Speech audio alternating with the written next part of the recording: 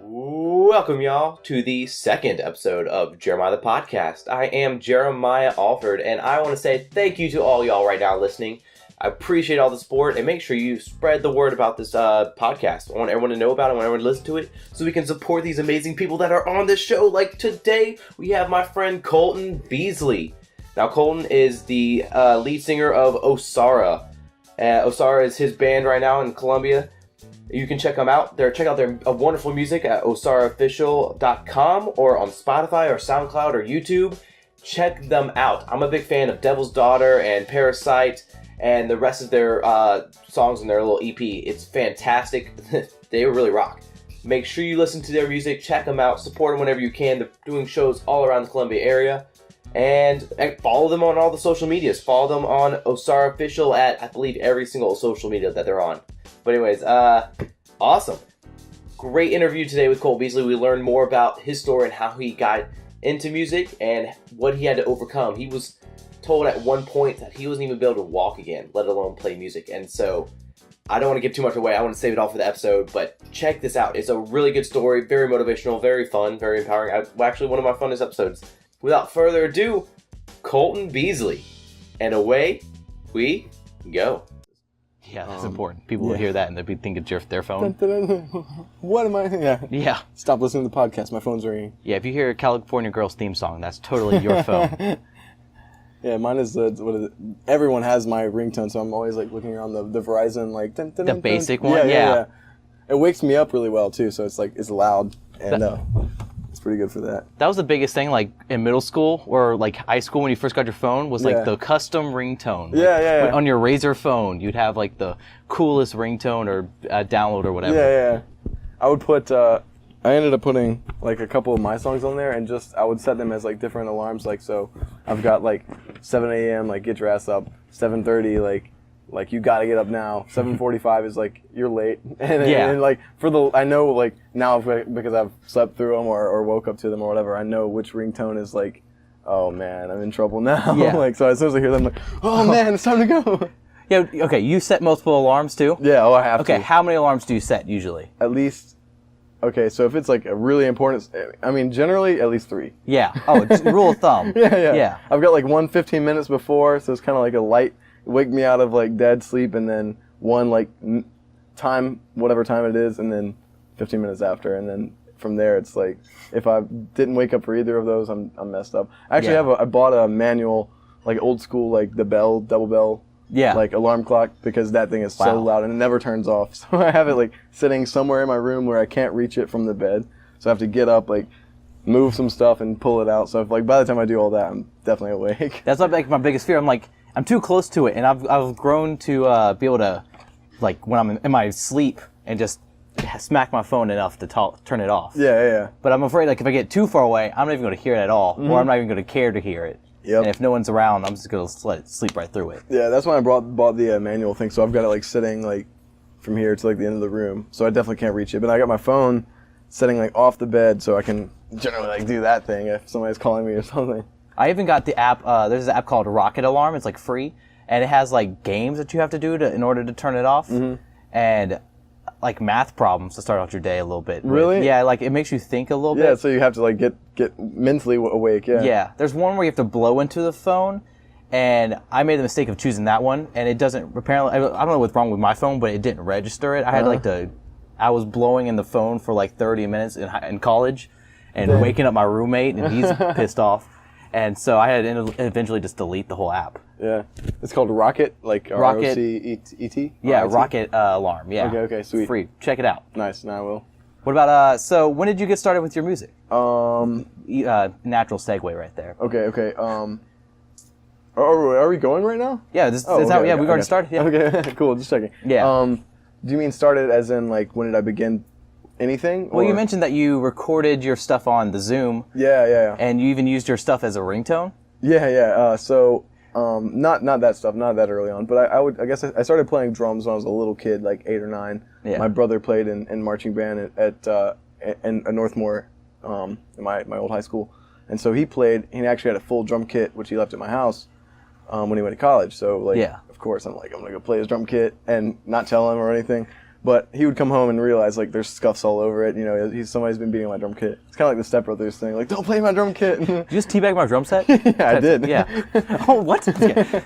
I'm going to teabag That's an interesting sound. Yeah. Yeah. And so I started, like, playing drums, and then I think it was right around, like, it was probably, I was like 13. I got Rock Band, or not Rock Band, the first, like, Guitar Hero. Yeah. Guitar Hero 1, and I was playing that one day in my room. Like, I pretty much, like, when I got that, I was just, like, hooked on it, and I was just like, I'm a rock star. I can play, like, whatever it is on, like, TNT on Expert or something. Yeah. Come on, Stairway to Heaven. Yeah, right? And so my dad comes in one day, and he's like, looks at the track list, like, Carry On My Wayward Son, you know, More Than a Feeling by Boston, like, starts reading them off. He's like, I can play all these songs on a real guitar. It was like, you're lame. You're playing Guitar Hero. Like, you're lame. And so I was, like, so upset about that. I was like, can I borrow one of your guitars? And he's like, okay. So I started playing a little guitar, and then I guess I got more serious. Like, when I moved to South Carolina, I was like 16, sophomore. And then when I took choir, that's when I started singing, because I was always, I was really bored playing guitar by myself. Yeah. And I wasn't singing or anything. I would print the lyrics out and try to sing it, but I was like really upset because I couldn't sing like Bon Jovi or whoever I was trying to sing, you know? Yeah. Like you didn't sound like them? No, not at all. Yeah. Yeah, No. of course, because I'm like 12 or 13 or whatever, 14, and I'm beating myself up for it because I'm like, I can't sing like AC/DC. That's I guess I'll never do anything with my life. Right? Yeah. I'll never be good. Yeah. And so I just kept, like, I got that, you know, 4-track Zoom recorder, and I would record that, I would record like the bass, drums, guitar, and I would leave a track for vocals, and I'd do the vocals, Yep. and they would suck. Listen to them the next day, do them again, suck, you know. And so I just kind of repeated that process over and over. And when I moved here, I bought the larger Zoom, like 16-track, and just kind of started recording my own original stuff. I met Trey Justice, and David Finley, and that we kind of started a band, Stockholm Syndrome, around here. And we played a little bit, and that was like my first like foray into like a legitimate band, I would say.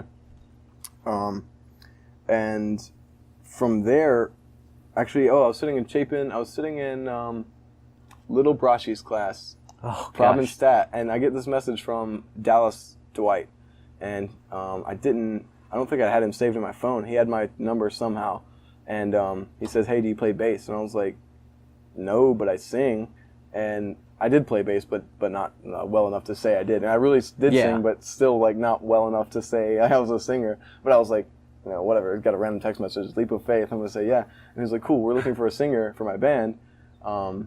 And he was in a band called Mary and Joanna, which had broken up, and he had the drummer, bass player, and him. So I met with him at Moe's, and we just like started hitting it off. Like, you like John Mayer, you like Guns N' Roses, like really eclectic, like different stuff. We all like the same stuff, and so from there we just kind of started making music. We made our first EP in Charleston. I was 17. And what was that called?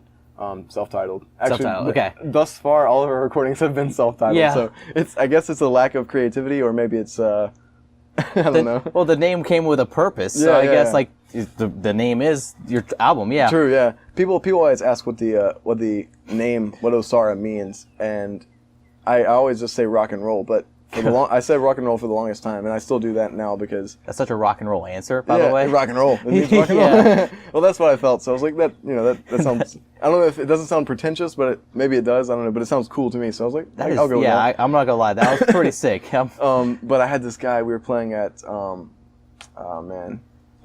in West Columbia. It was like a Harley Davidson dealership of all places. Yeah. Like, there was some kind of show, like a variety show, and we were one of like the only like rock metal bands. And they had this DJ there, and he was on something, but he was just like hyped, really, really hyped. He's like, coming to the stage, Osara! And like, I'm just like, man, like this is the best welcome we've ever gotten from one person. And he goes, at the end of it, he tells me, I'm Native American, which I knew he was not Native American. Like, you could just look at him and be like, no, you're not Native American. Because I'm Native American, and in our native language, Osara means the spirit of death. And I was like, Oh. whoa, that's metal, man. Yeah, like, for whatever. real. And he was like, yeah, so you let people know that next time. So I told a couple people that, and I watched their faces go like, oh, man, these are some, like, Satanist kids or something. Yeah, for real. So I stopped doing that. But it was a good joke for a while. Oh yeah, you got. Were you very convincing at telling people that you're Native American? That you have to add that tagline. Yeah, I actually... Did you tell people you were Native American? No, I never did. Did you tell college? Did you ever go to college? Yeah. I went to USC. You should put that on the list. I know. I yeah. should. And honestly, I should have. My mom is So my grandfather was like a quarter. My mom's dad was a quarter, so that makes her like an eighth or something. Makes me a 16th. Okay. So I think she could be on a reservation. Yeah. But I couldn't. Oh. but either way, I was like, man, I should have put that down in college, like minority status. Right Yeah, there. for real. Get a couple thousand or something like that. That would have been sweet. At least pay for the textbooks. Yeah. Where'd you go to school? USC. You went to USC? Mm-hmm. How long did that last? Did you graduate? No. So I went freshman, sophomore year. Freshman and junior year. I was too smart for sophomore. Yeah. Freshman and sophomore year, and then sophomore year was when I got sick. Gotcha. So it was like January. Oh no, why is it January? January. December 31st to January 9th, Osara was in Atlanta doing the recording for the most recent EP. And we finished that January 9th. We got home January 9th, and, like a couple days later, got the mixes and stuff. So we were all excited about that, started planning a release and everything. Yeah. And I got a cold sometime around, like, late January, and I just was, like, kind of shoving it off because exams and stuff like that, at school. And I was like, it's fine. I went to the university, like, clinic a couple times, and they were like, yeah, you got a cold. Here's some, whatever. Here's some medication. So yeah. And so I went to them, like, twice, and then it got worse and worse. I had a fever, like terrible migraine that just lasted like all day. I was taking way too much Tylenol. Yeah. And that was probably unhealthy in general. But I went to another doctor. It was like an urgent care right near my apartment. I was living at Riverside, and he did the same thing. I was like, oh, it looks like you got a bad cold. Here's some like really strong Sudafed. You'll be fine. And February 14th, Valentine's Day, I played a gig with my parents' band at Zorba's, and that was like one of my last like really vivid memories. From there, it was just kind of like spiraling, sickness wise. My honestly legitimate last memory was my mom came to pick me up after an exam, which she picked me up at Riverside, took me to the urgent care, and I remember getting in the car, and from there it's black, like everything, till like mid-March. I wake up and I'm in the hospital and have no idea why. I can't move. Yeah. Move this hand a little bit. My right hand was like moving, and that's pretty much it. And no one actually, when I woke up, or I guess I was, they call it waxing and waning. I was in between consciousness for the longest time. I first was at Lexington Medical Center Hospital, and they were like, he's dead. He has no brain function. They're telling my parents, like, we don't know what's wrong with him, but we can promise you that if he does survive this, he'll be a vegetable, like, mentally. And so... you got in the car, and that was the last thing you remember? Yeah, and actually, so that would have been, I guess, the 15th, and February 16th. After that, she said she took me to the doctor, and I came back to my apartment, which I don't remember. And my girlfriend, Serena, called me, and she said I was on the phone with her, and I just started, like, mumbling. I was, at first started talking, like, conscious, making sense, and all of a sudden I'm just like, whatever I'm saying. And she was like, Colton, are you okay? Like, are you all right? Yeah, you're What's probably wrong? freaking her out. Yeah, and she like freaked out. So she like drops everything she's doing, rushes to my apartment because she lived in Bates house. Okay. So she rushes over to my apartment, and the door was locked. Gets the door unlocked from one of my roommates or whatever, and she said I'm butt naked, like laying on the bed with 105 fever, and like not conscious at all. Like, and then when they finally like get me awake, I don't remember this, but. She said I was fighting my roommates. Like, they were trying to help me to the car so it could get me to the ER. Whoa. She said I was, like, being just really aggressive, like, unusually myself. Not like myself. And so... You're usually not fighting people naked. On good days I'm not. Yeah. So bad days, Yeah. One of those fighting people naked days. Yeah, right? Oh, you're good. Yeah, I'm going to fix that real quick. Okay. That way it's not pressing on the cord. Yeah, but... So, that was how I got to the... they took me to Richland ER. Yeah. And Richland said, we don't think there's anything wrong with him. He seems to be really dehydrated. And they gave me a bag of fluids, couple bags of fluids. Yeah. And sent me back home. And so I came here. And then at like 4 or 5 in the morning, my mom says, I'm standing like upstairs where my room is. And she said I just like walked out in the hallway and just like started pissing on the floor. Like in the middle, on the carpet. And she was like, that's when I knew like up here was not... Yeah. Whatever was wrong with you was affecting you more than just a cold or any sickness. Were you naked again? I had to be, I guess. Yeah, right. I guess I'll just like spend a couple days naked. Okay, when you start losing your sense, like, when you participate in too much Kool-Aid, Yeah. do you just get naked? I don't think so. Okay. I don't know. I don't really do that anymore. Or Okay. any. Yeah. If I do drink, I drink to like a limit where I'm not sober, but I'm mentally there. You know, I don't like to lose my senses. Oh, yeah. I like to be in control of things, especially from the whole hospital experience. Oh yeah. Like yeah. starting off, it was like whatever, like you just go. Yeah. But now, like, I don't know, there's consequences. You're more aware of like what could happen and Oh, consequences. of course, yeah. And how about you? You have jobs and stuff Yeah, like that. yeah. It's not really an option though. Can't just like lose myself. Yeah, and if your girlfriend's with you, you got to drive her most of the time. Yeah. I have, Yeah. I'm always the DD. So Uh-huh. yeah. Yeah, I'm always like watching like other people. Like, am I gonna get stabbed? Are we gonna get stabbed? Are we gonna get held up? Like, Yeah, you're downtown Columbia, Oh, so man, it's a you've mix got of to. college kids and like whoever. yeah, hobos. So yeah, right. And so anything can happen down yeah, there. for sure. But that like, That's when you get naked and start fighting. And, if I got naked and started fighting downtown, I think the hobos would like disperse. yeah, you'd be safe. Yeah. Yeah. They're like, we're not gonna mess with this guy. Yeah. He's crazier than we are. Oh, yeah. That whole crazy tactic. Yeah. So that was when, actually, when I like they said I urinated on the carpet. Yeah. And one of my sisters was upstairs. I was like, "Mom, Colton's not okay." Like, Yeah. And they were like talking to me, and I wasn't responding. I was just kind of looking, insane. And so they said they try to get me in the shower. I get in the shower, or no, I run to the shower, like lock the door. They can't get me out, and they heard me fall in the shower. So my dad like busts the door in, calls the ER. Paramedics show up, and I refuse to get into the ambulance. And I'm Yep. like standing at the top of the stairs, like, "Come and get me." And my dad's like, "You're at the time." I weigh like 150 something now. I was a little heavier then, but not like a big dude ever really. I was like 180 maybe, 175 or something. But I'm standing at the top of the stairs, and he says, "We got 2 officers downstairs Whoa. and paramedics, like, and they're like, you got to come downstairs. We got to take you. It's for your own good." And I'm like, he said, "You told them if they wanted to get you to go into the ambulance, then they would have to drag you out." And he's like, Yeah. "That's exactly what they did. They came up the stairs, handcuffed me to a wheelchair, and carried me down the stairs. And when I woke up, he said I was fighting. I was pulling on trying to break the handcuffs. When I woke up, I had bruises from like my forearm all the way down to my wrist. Just like, it looked like I dipped my hand in like ink or something all the way up. And I was like, "What is that from?" Yeah. And he was like, "That's from the handcuffs where you're just like ripping Oh. on handcuffs, bruising your own arms." I was like, "What? Okay." And, like, Yeah. so it kind of gave me insight, like hearing their story after, like gave me insight into like what, or gave me the facts of what happened when I was, incognito. Yeah. Mentally incognito. So then went to Lexington Medical Center. Spent like 18 days there. They had no idea what was going on, and my condition was just like worsening over time. Yeah. They, couldn't do anything. They were just testing me for all kind of crazy stuff, AIDS, HIV, like whatever bloodborne pathogens I might have gotten from another country, which I've never been out of the country. So running a ton of tests, and then my parents were like, after it had been 18 days, and they're pushing my parents to sign release forms. He's dead. My parents were like, we're not going to believe that. We think he's still in there, so we're going to move him to MUSC in Charleston. And I got there, and it was, I think, 4 or 5 days after I was there when I came to. But immediately as I got there, they told my parents, "We don't know what he's got, but whatever it is, we're going to figure it out. We're going to work our best."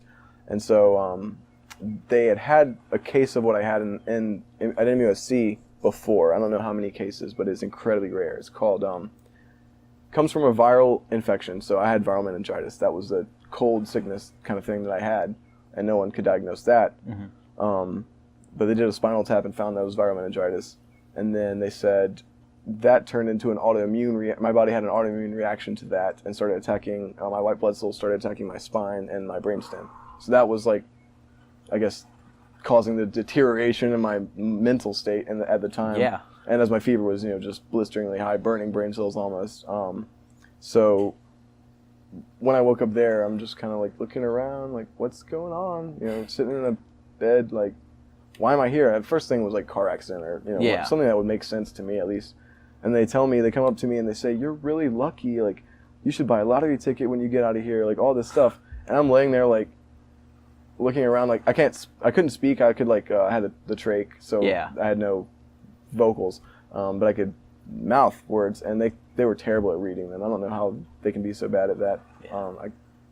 I guess anybody can. Yeah. But I was like trying to use like normal sentences and get them to understand. And I was like, why am I here? And they couldn't understand it. But they go like, you're super lucky. And I just took my head and just like did this like don't talk to me. I'm not lucky. Like, Yeah. I would have like flipped them off, but I don't think I had the strength at the time. But I realized that it was more than a car accident. They weren't able to tell me at the time, but I realized it was more than, they didn't want to stress me out as well. But I kind of like moved my arm down, like pushed the hospital gown aside, and I saw like, I used to have like, big ass legs. Looked down and my legs were like that big. I actually went from like 36 waist to 12, size 12, and they were like, my girlfriend was like, you wear smaller pants than I do now. And I was like, that's not funny. Hey, it's not funny. And this, she's like, you can wear my pants. I'm like, it's not funny. Hand me down. So that was, like, MUSC people were awesome. I had a therapist, a physical therapist came in every day. Even when, I could just move my fingers, she would come in and be like, you're getting your ass up. You're going to do some work today. Heck yeah. Yeah, it was like 4 a.m. and I'm like, all right, first couple 4, times. Okay. Yeah. 4 a.m. Well, the hospital works in like hours, shifts of 4 hours. So they would come in every 4 hours and check my vitals. And when I was in the ICU, it was like every 2 hours, honestly. Gotcha. But so I was never really sleeping, and so I would just I asked her what could I do for my fingers for guitar, and she was like, well, anything with your fingers, write. And I was like, I can't write. I never had good handwriting to start with. Yeah. It's not even any better now. Yeah, they could look at you before and be like, there's something wrong with this kid. Yeah. Look at that handwriting. Yeah. Chicken scratch, man. Yeah, right? So I just sat and like, touched my fingers and did like little like guitar, like rudiments on my fingers alone. And I would do that and not sleep. And eventually like, you have to sleep. We're trying to build your muscle. We're trying to build your nerves. But she would come in, her name was Maggie. And she would come in, and when I got a little button on my trach, I could speak, but it kind of sounded like Darth Vader. It's like more air than it was tone. Yep. And so I would be like, my dad came in and I was like, Luke, I am your father. You actually said that? Yeah. Nice. That's the first time he heard me speak in, like 2.5 months. And he's like, starts crying and laughing. And I'm like, stop crying. Like, Yeah. Stop being a baby. Yeah, come on. I was like, I'm not crying. Why are you crying? But I was like, Luke, I'm your father. Yeah. And he was like, I know that you're okay now because you're still as stupid as you always have been. But Maggie came in, and I would always like sing, wake up, Maggie, I think I got something to say to you. And she would be like, what do you got to say to me? I was like, you come in at 4 a.m. Yeah. You can't pick can we do like afternoons, like workout sessions? So we started doing afternoons, but she would come in and like, they actually found a video, there's a video on YouTube, it's called Osara, a Rockumentary. Yeah. Osara, Rockumentary? A Rockumentary. Oh, okay. Yeah, like documentary, but with rock. Gotcha. But in that video, there's a really disgusting looking video of me. And what I'm doing is I'm working with Maggie to get out, lean up in bed. And so like you would be at like a 60-degree incline or something, and I'd be like this.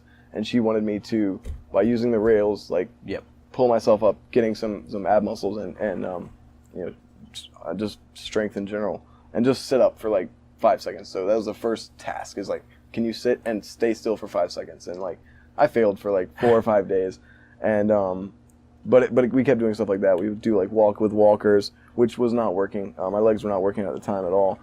It was about 2 or 3 months before I had like any leg function. Yeah. But the whole sickness and all of that, like, it was a really terrible thing for my body, but a great thing for my mindset, because it's like, I was told my parents were told initially, he's dead, he's never gonna, you're never gonna have your son back. He's not gonna be the same if he is back.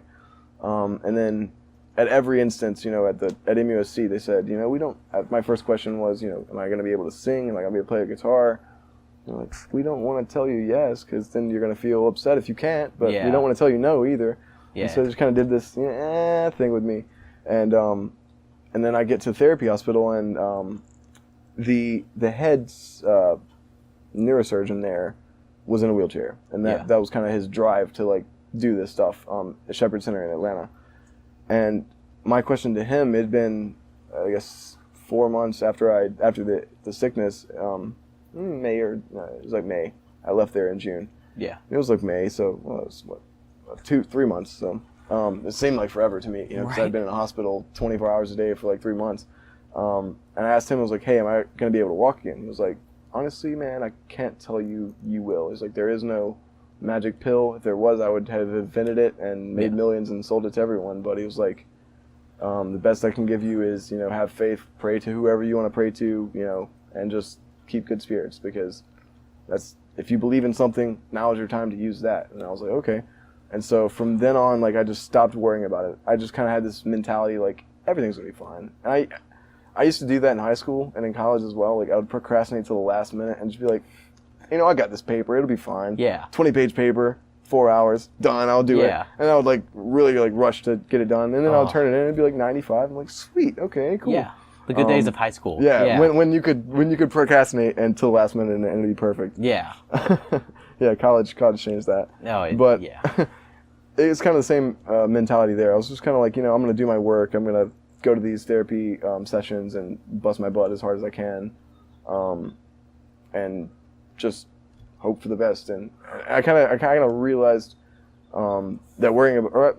I've never been a worrier. Yeah. But through that, I was obviously incredibly worried. Like my whole life, I was like. Yeah. My whole life was in the balance. I was like, I don't want to. How am I going to be on stage in a wheelchair? Or I don't want to. Am I going to be I wasn't moving my arms for a long time too, so I was just completely worried about all of that. And singing and everything, I was really depressed about playing guitar because I couldn't. My voice was all shattered and torn up. So I kind of just realized that worrying about it's not going to do anything but cause me stress and harm. And I was like, that's not going to help me. So I just stopped worrying about it and said, it's in God's hands. It's in my hands to work hard. And if I don't work hard, then I don't get it. So I just said, I'm going to bust my butt as hard as I can in the gym and do what the therapists say, and then outside that, it'll be fine. And it luckily was. Actually, was in Shepherd Center much longer than they expected I would be. They thought it would be maybe 3-4 months stay. I was there. April 1st was my grandfather's 68th birthday, and I called him from therapy there. And that was like the first time I used a phone in a long time. I called him, I said happy birthday, and that was my first actual day. And so we did April 1st to June, early June, maybe June 5th, June 6th, something like that was when I got out. And I was honestly super nervous about getting out. Of the hospital? Yeah, the therapy hospital, because I just didn't feel, I wanted to leave being like, I'm Colton again, what I mean? But I was left and they were like, you got to walk the walker. Have you been outside any time before then, or? They wheeled you out or anything, or? They would let, I had an electric wheelchair for a little bit, and I would go, they had like a nice little outside area, like koi pond and stuff, and I would go out there and sit and just like contemplate. But I really didn't get to go outside much. When I did, it was awesome. Yeah. I was just like, whoa, trees, flowers. Like the first time I saw, they had this gorgeous garden. The first time I saw like plants, I was just like enamored. I'm just like, this is God's creation. This is so beautiful. Yeah. Like, whoa. Yeah, I felt like a newborn, honestly. I was like, this is amazing. It's a rebirth, almost. Yeah, it totally was. You're talking about learning how to walk again. Yeah. And, like, you're readjusting your whole identity, your whole perspective, because, I don't know, I know for myself, like, I take good pride in what I do and how I move and all that, and so that kind of limitation definitely takes a toll on your identity. Yeah, it was horrifying because my identity, 3 months prior was like, hey, I'm this rock singer. I just did this album, and it was like the best thing I'd done musically to date. And I was like, I put a lot of work into it. We spent a lot of money in it. Yep. We just a lot of time, 6-7 months of rehearsing for just going to record, and like now it's all like gone. And my bandmates were kind of they came in. They all came in and saw me and like high hopes, good words of wisdom, and they were like, hey man, we hope you feel better. But they were all kind of just like, man, this is crazy, like feeling for me. They didn't really know what was going to happen. Yeah. I don't think any of them doubted that I would be back to normal, but I think escaping the doubt is impossible, like myself as well. Like I was nothing but doubting, and they all were like, we can't wait to see you on stage again. And when they like were there saying that, I'm just like, you guys don't realize how much work this is, or how much, the nerves themselves take months, weeks, years, depending, to heal. And I had essentially, they put me in a spinal cord unit, like a spinal cord injury unit. And a lot of the people in the unit in the therapy hospital with me had severed spines, like partially severed spine. So at that point, there is no like recovering from that. Your spine's just not gonna fuse together, and so they kind of classified me as that, like a spinal cord injury patient, which it wasn't. It was a neurological disease, but that was the symptoms I had. I had no motor function below the waist. Arms were moving slightly. Okay. Couldn't really feel. Not much sense of touch. Any other senses gone too? Like besides feeling, smell, sound, sight. Sight was the first that was I could tell because my girlfriend had written like some kind of like note on a dry erase board, probably from here to like the door, like 6 feet away. Yeah. And I would lay in the bed looking at it. And I didn't know she did it. I didn't know who did it. I just know that my name was on there because I saw a C. But I saw 3 C's and 3 O's and 3 L's. Like, my eyes were really messed up. And I wore an eye patch on this eye, like left eye for a week, right eye for a week, alternating because strengths in your eyes. Yep. Just having one, makes this one work harder, making this one work. So I did that for a couple weeks, and that helped. And then my ears were kind of like when they go underwater, get water in your ears, kind of that sound all the time. So I'd ask for earplugs, but I had no idea what was going on. I thought it was loud in the hospital. It wasn't. My ears were just messed up. Yeah. And so I'm like, can I have earplugs? And they're like, okay. They gave me earplugs. Yeah. And I'm like, it's still really loud. And they're like, we don't know what he's saying. Yeah. This guy's crazy. Yeah. So, that was insane. But what I was trying to say is like the whole experience, I'm really thankful for the whole experience. And I can't say that I would be really thankful for the whole experience if I was like left, immobile or whatever. Mm-hmm. Maybe I would be a much wiser human if I could say that. But now that I'm back to normal, being able to do all the things I love and not having any type of serious disability from that. Yeah. I'm really thankful for it because not only because I was able to overcome all of that.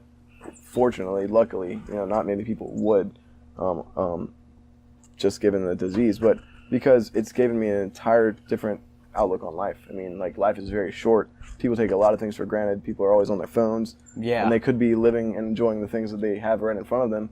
Not only that, a lot of people put themselves down. They don't, like, persevere when they should. They don't, like, really try for what they really want.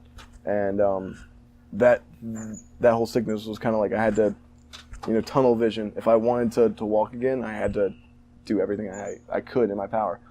My therapy assistants, or physical therapists, were very adamant that I not try to walk any on my own, obviously, because they were like, you could break a hip, you could do this. Yeah. And I'm like, I'm 19 years old. If I break a hip, you really think I'm going to break a hip? Like, these bones are still growing. Like, and they were like, well, we don't want you to. I was, like 114 pounds. They're like, we don't want you to do anything, to hurt yourself. And we will have to throw you out of the therapy hospital if you become a liability to us, like by doing that. Yeah, insurance. Yeah. So I would wait. I actually had a dream. My pastor called me one night and he was like, I had this dream, and the dream he had was the exact same dream that I had. And y'all had the same dream, like the same night, same night. The next day. Okay. It blew my mind because, I cried. I cried like a baby. My pastor Johnny, he calls and says, I had this dream. And I wanted to call and say this because I feel like I need to tell you this. You need words of encouragement. Yeah. He's like, I had this dream that you're walking down the street. You had like a button-up shirt and jeans. And you're just walking down the street, long hair flowing in the wind, no care in the world.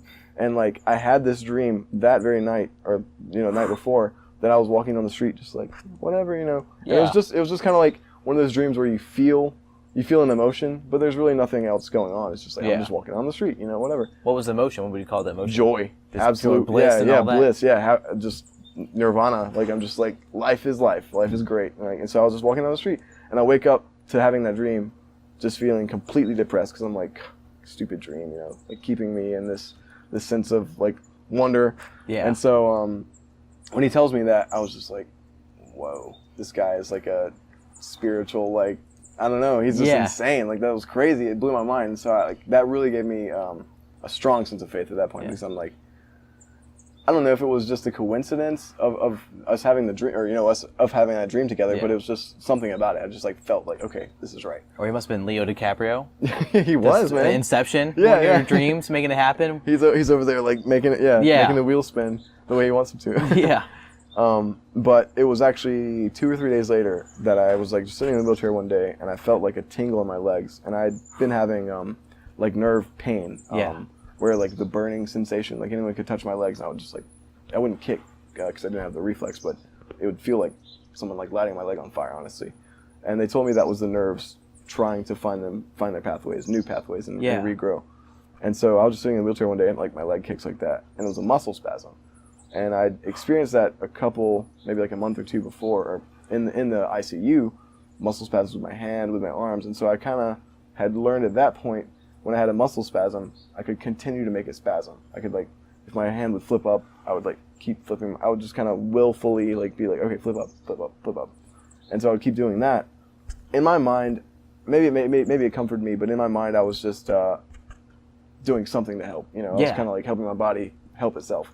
And so with that leg, I was like, oh yeah, we got some work here. I'm like, yeah, back and forth kicking. And so that happened. That would happen maybe a couple times a day. When it wouldn't happen, I would be really upset and really nervous. But it would happen, maybe 3 or 4 times a day. And I would, stay up all night just keeping it going if it would go. And then my grandparents came to see me. This was maybe like a week after that happened. And they walk in the room. And at this time, I'd moved to like an outpatient therapy center, still in Atlanta, in Shepherd Center. And we were doing like occupational therapy, physical therapy, abs, stuff to keep your body upright, good posture, tries, just different muscles that would help, if someone in a wheelchair lift themselves up and move around. Yeah. And so my grandparents walk in the door, and I told my mom, I was like, all right, when they walk in, I want you to like call I'll call my phone when they're like getting in, because I'm going to do something. And she's like, what are you going to do? And so I like pull myself up the wheelchair and like stand up, and I'm like, rickety standing up. But they walk in, I'm standing up, and my grandma just, oh, Colton, she just starts crying, and then I fell onto the couch, and she's like starts freaking out, like, oh my Lord, that's insane.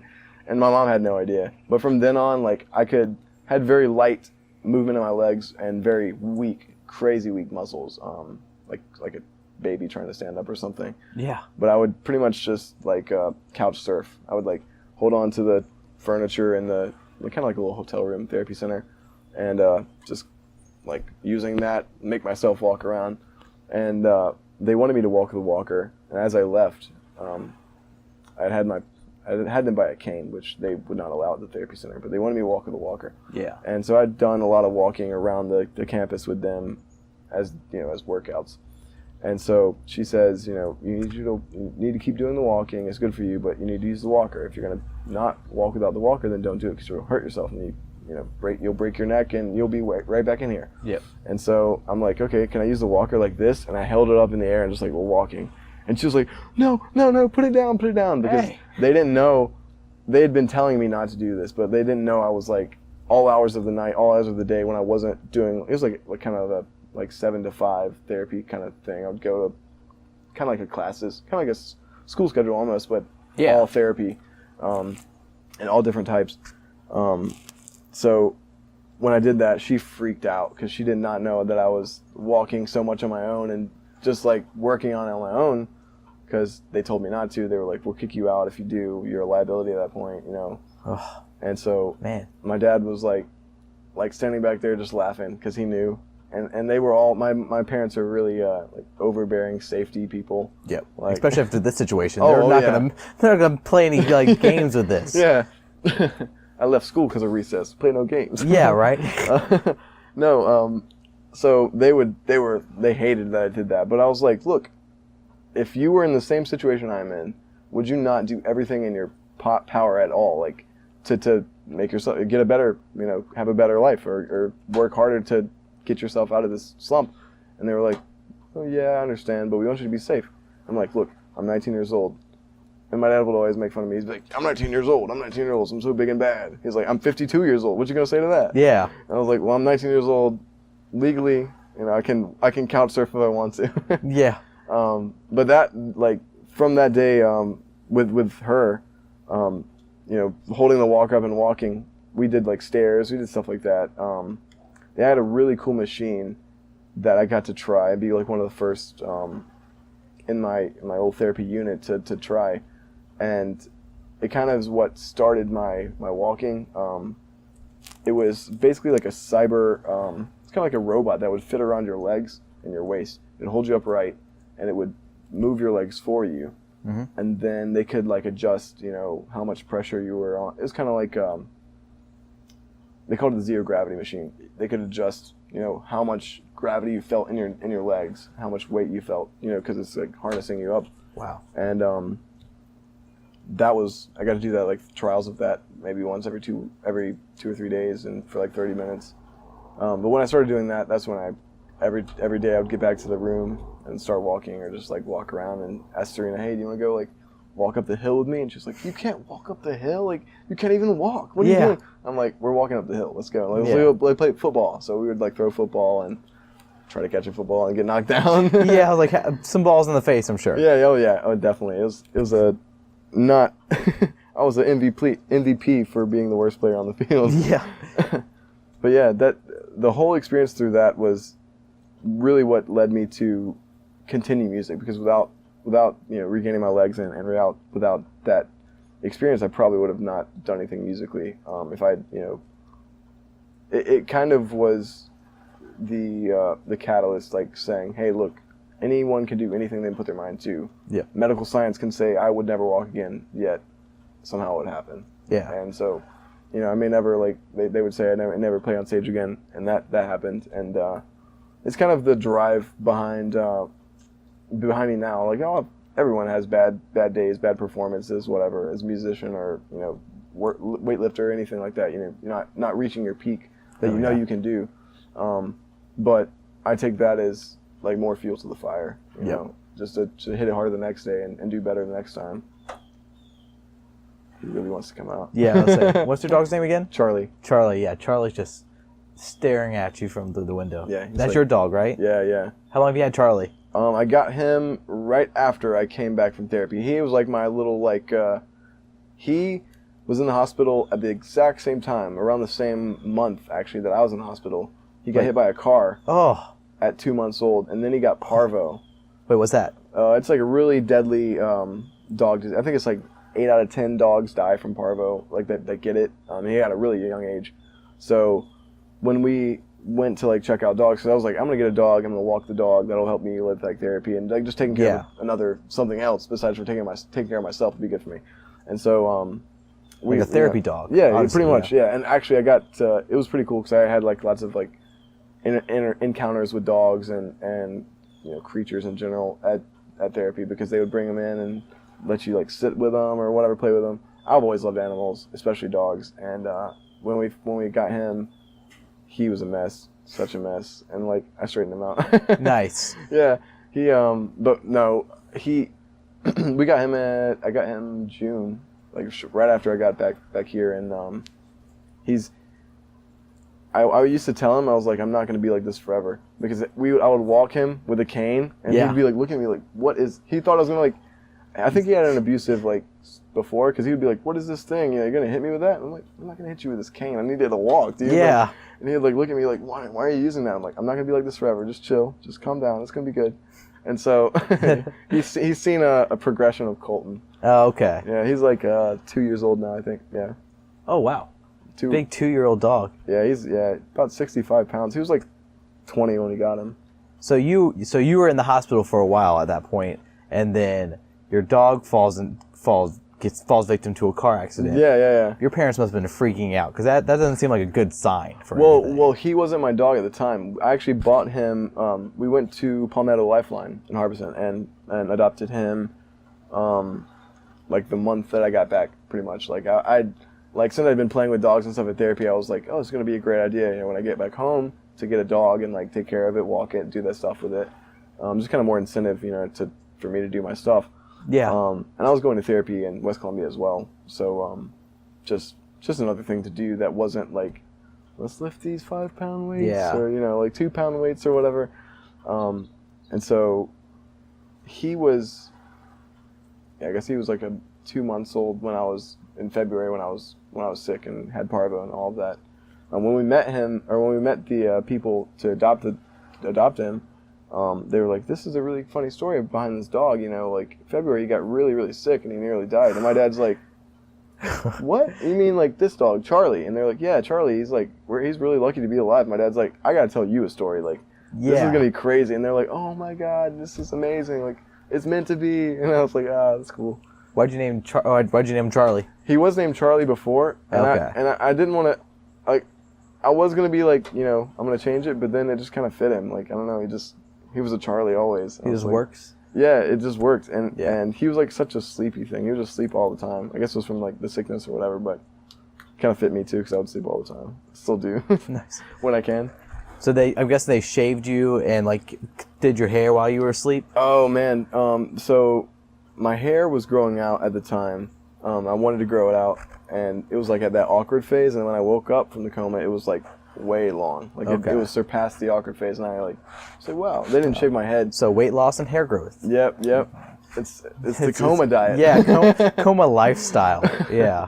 I see stuff about the feeding tube diet. I'm like, no one wants to be on a feeding tube. I promise you. Don't do that, people. Yeah. No, it's terrible. Oh gosh, people are actually looking at that. Yeah, no, I mean, I guess it's a legitimate thing that people are paying money to do. It's the most idiotic thing, honestly.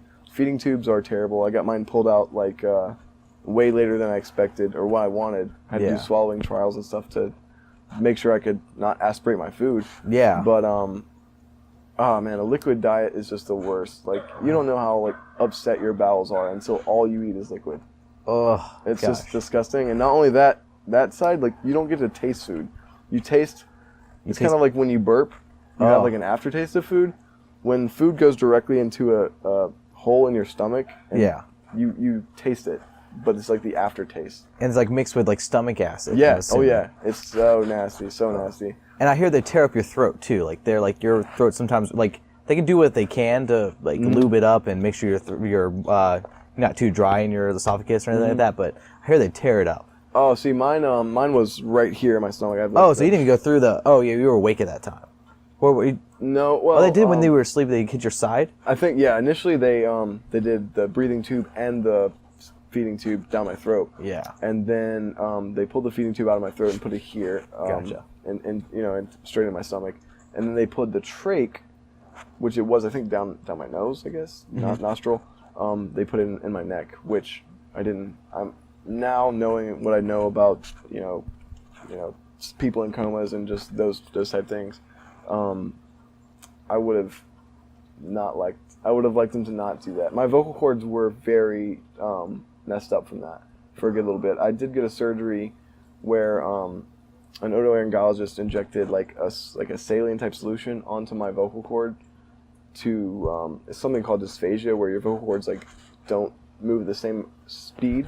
Yeah. So for singing, that's way whack. But for speaking, it's kind of weird too, because I would be talking and I would sound like that, like all of a sudden, like just kind of like one vocal cord was moving at a slower rate than the other. Yeah. So there was like this grit type. And you would feel that texture. Yeah. And it felt terrible, but it also sounded awful. Yeah. And for singing, it would be like just like yodeling all day long or something. It was terrible. So I wish they wouldn't have done that, but it is what it is. I've worked through that by just hydrating and I'm not gonna say like I'm health-wise like now that taking the best care of my body, but I am putting it first. Yeah, you're respecting it a little bit more. Oh, I definitely understand like all that goes into your body doing what it does every day. Yeah. Much better. What was something big that you learned about your body, like, or about like exercise or health and fitness with this? Oh man, so nutrition. Yeah. Like nutrition. It's like the location. It's the ultimate thing. Yeah. It's one thing that many of us don't do. Yeah, no. Yeah. So from the feeding tube, when I first got it pulled out, like first thing I want to do is like, I want to eat a cheeseburger. I want to drink a Mountain Dew. I want to do all this. And so I did, of course, because like my parents were like, like, let's let him have something. He's not in a good place. Like, he wants to be happy. Like, so I was like, Mom, buy me a Mountain Dew. She goes by the store, buy me a Mountain Dew. And like, it was terrible for me, but I'm loving it. It makes you happy for like that split second when it's on your lips and all that. Yeah. And when I got back home, I started realizing, I had a diet plan and everything set up from the therapy center, and we had lunches, really healthy lunches kind of provided and stuff like that.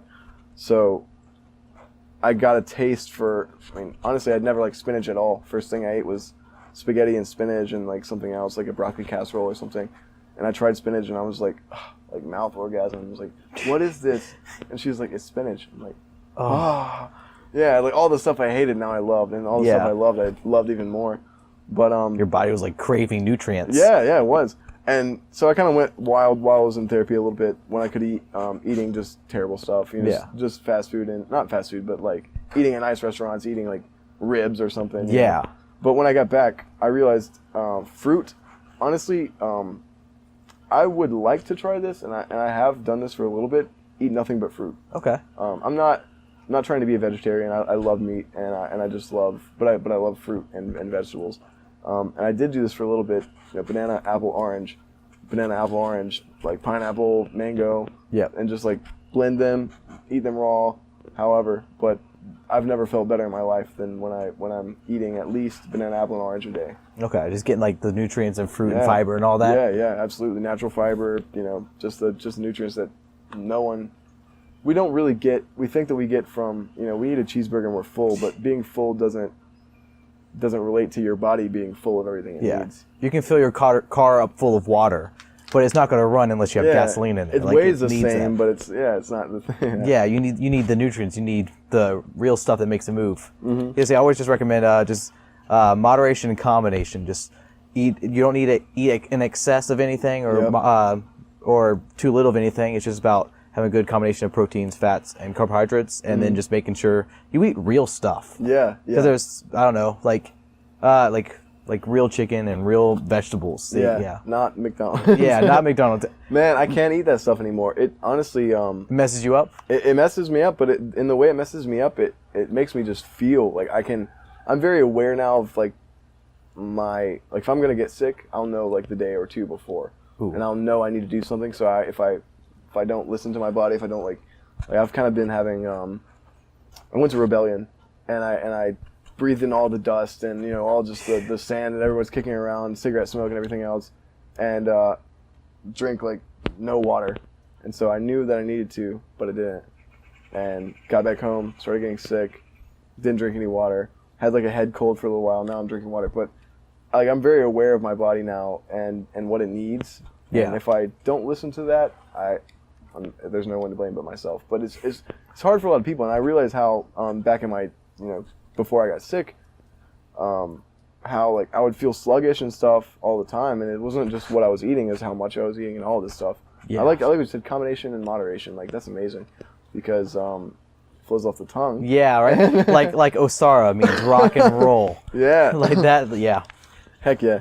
But the combination and moderation, man. Like now, I can eat like I could go like a full day or two without eating and not feel terrible. Mm-hmm. But it's if I eat too much of something that I didn't need or didn't necessarily want. Yeah. In one day, I'll feel way worse than if I just like couldn't find food for 2 days or something. Yeah. Which I need to be eating, and sometimes I'll not eat, and I'll be busy and just will forget or whatever. Yeah. And I'll get some crazy hunger pangs. But it was weird because I'd never felt like legitimate hunger pangs until after I got sick.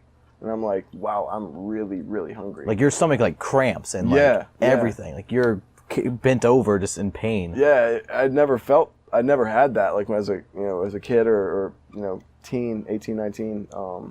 It just, I don't know. We just get into a cycle of, I get up in the morning, I eat at 8, I eat at 12, I eat at 6 or whatever. Yeah. And those cycles are there for a reason, just because our biological clock. But at the same time, like if I get up at 8 and I'm not hungry because I ate at 12 the night before, I'll just like eat an orange and wait until like 2 and eat some chicken, eat some bread, eat some vegetables, and kind of play it by I don't want to say play it by ear, but play it by my body's ear. Whatever. Yeah. By my body's your ear. Body, your actual ear. You don't play it by ear, but your body. Okay. Yeah. Yeah, I don't know if this makes any sense. Yeah. If the people who are listening are like, this guy still is messed up. Yeah. Yeah, for real. Is he naked in this interview right now? We're fighting and we're naked, everyone. Yeah. Oh, man. So, with all that, how about, what projects are you working on now that you've got all this back? And, this happened how many years ago? 2014, so 3. Well, February 2014. Yeah, a little over 3. Yeah, I remember coming back home from Clemson, and driving through our little town of like White Rock or Valentine, and seeing your face on a billboard. Oh, the billboard, yeah. And I was like, what? Like he's a town celebrity now, and all that. And then I found out like you were sick, and I was like, and I was wondering like what happened. Were you doing talks at that time, or? Well, that was my church. They actually paid for the billboard, and they had a service which me and my family like led musically, and I like spoke. You know, kind of. They told me, I was like, look, I'm not a pastor. Yeah. I told my pastor that. He's like, I want you to share your story because it's you know, there's a lot of good stuff in there that people need to hear about what happened to you religiously and just physically. Like, you know, give people your insight. And so we played some songs, and I spoke, and there was a huge turnout. They put the billboard up because they were just trying to get people to have me share my testimony at church, and so that was really cool. It was definitely frightening.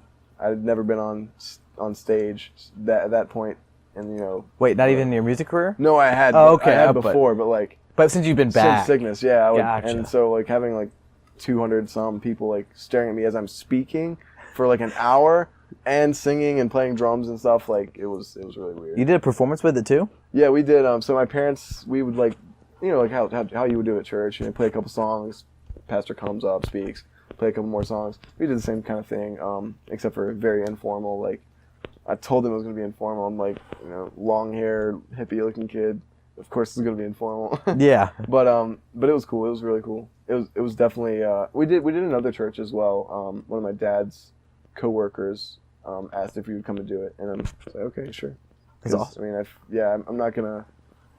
It's kind of, I kind of feel like it's my, I don't want to say my duty, but it's the right thing to do to like, if someone else is in need to help them and help, you know, and give them encouragement, because I really needed it, and if I didn't have it, I might have like, I don't know, not strangled myself in a hospital bed because I didn't have the ability, but yeah, I would have liked to. At some point, yeah. You're at a low point right there. Yeah. So I had a lot of people coming around and being good to me. By the way, switch your headphones real quick. I think it's been ticking on the microphone a little bit. Oh, it has, man. So people are gonna love that. Tick. I mean, it gives this podcast a little character, a little flavor. Cool. Yeah. Yeah. It's only the second one. So honestly, they will know it's a performance with me if there's. They will know it's not a performance with me if it's not some type of audio malfunction. Yeah, it's always every show. You've been cursed that way or something? I don't know, not cursed. It's just like I think it's the curse of a musician. Like, you realize that every single night something's gonna go wrong. Yeah. And if you don't plan for something to go wrong, then you've messed up. Yeah. I almost hear that it's those moments like that and how you react makes the show even better for the people. Oh yeah. This is way off topic. So if you want to stay on topic, let me know. But I'll get us back. I got notes. Okay, so. sweet. My notes are all flooded. Yeah, that's my job. I just want to hear all about you. Nice. I want them to hear all about you. We played a show. Osara played a show in Simpsonville last month, and a place called Soundbox Tavern. We played with a band from California. They were awesome. We played with a band from Simpsonville and another band from somewhere in North Carolina. But we go on stage and we had some issues like in-ear monitors, stuff like that. You know, that's I'm so used to that. It's not even faze me anymore. And so I'm just like, let's do it. I'm ready. Yep. It doesn't matter. Put some gum in. Let's do it. Which Miss Brush would hate me for that. Yeah. She would so hate me. Nothing in the mouth. You have good posture. Oh yeah. The posture I got, but the gum in my mouth, I almost choked to death that night. It went down my throat as I'm singing a line. I think it was The Devil's Daughter. Come on up, and I got this like gum, and I'm like, get on down, and I go, please. Oh, okay. And it shoots out. And I saw somebody in the crowd look at it and like see my gum, and they're like, "Rock and roll, yeah." Osara. I like went to move my hair one time, and I had like my watch had like a different band on it, and the metal part of this thing on next to my watch caught my hair, and I like tried to move my arm, and it's like stuck in my hair. So I'm like still singing, and I thought, you know, to me it lasted like 30 seconds, but in the video we saw it lasted like 4 seconds. Yeah. But I'm pulling on my hair, and I just go whoosh, and a chunk of hair rips out, and, and that bracelet just breaks. I'm just like, throw it on side, like continue playing. Like some of that, I think it's the energy, like you said, it does help. But having problems on stage sometimes is good because it's like you're pulling together as a group and like dealing with the issues, and you might get a little angry at the equipment or whatever it is, but that anger comes out in a good way through the music. How would you describe the feeling you get when you're on stage? Oh man, like if you could do every drug at once, mainline, And I don't know. I don't. Drugs wouldn't compare because it's more of it's much more a fulfilling feeling than drugs would ever be. But it's like on a personal level for me now. After all this stuff, it's like it's amazing. Yeah. It's better than it ever was. But it's I like the challenge. I've always liked challenges, and I like the challenge of like going on stage, and I'm kind of nervous. I'm like, oh man, I'm not gonna sing this part right, or this is gonna be hard. I honestly have been practicing on the way to this interview, and on the way back home, I was practicing some songs we were doing for the Alice in Chains tribute. Because I'm always nervous and worrying about, I got this to do, and I want to sound good. I want to make people who pay their money, $25 to come and see a show, they feel like they had a great show and they enjoyed it. So, but when I get on stage, all of that worry has to go away and turn into a positive energy. Yep. The negative energy messes with me. What about working with a group? Like band group? Yeah, because you usually perform on stage with 2 other members, 3 other members. 3. Okay, yeah. Well, 3. I play in my parents' band, the Killer Bees, around Chapin, and we do like cover shows and stuff like that. Kind of around South Carolina, honestly.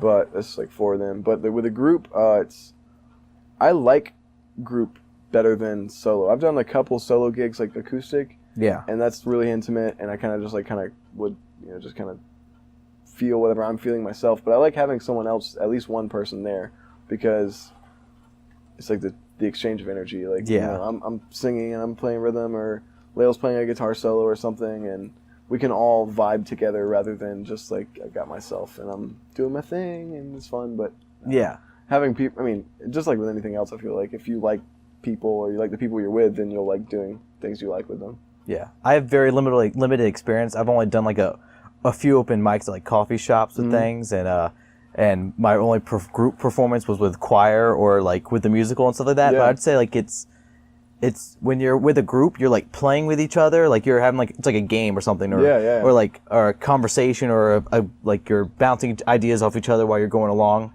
And when you're by yourself, it's like I feel like I'm pouring my heart, or like I'm getting naked, about to fight everybody. It is. I'm like sure. bearing it all. Having other people there is like a buffer between me and the crowd, because it's music is kind of a conversation, and live it's like you're talking directly to someone. But if if it's just you, then literally I am talking directly to the people in the crowd and singing directly to them.